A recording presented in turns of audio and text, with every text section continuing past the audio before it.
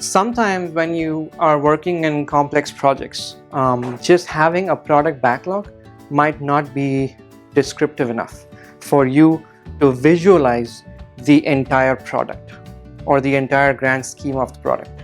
In such situations, instead of having just a one-dimensional list, you might benefit from having a geographical map of how this entire product looks like.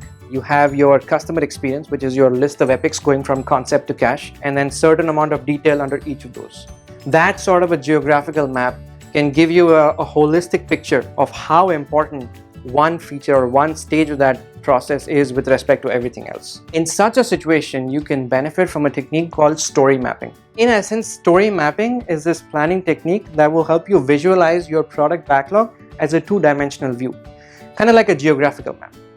Now, the reason why we do this is to identify what we call as the MVP, or the minimum viable product, which is basically the minimum number of things you need to do to go from concept to cash for any product. Your job as a product owner is to create that concept to cash workflow such that you do minimum number of things under each of those stages so that you can get from start to finish and roll something out to the market with that minimum feature set. That essentially is your MVP, or your minimum viable product.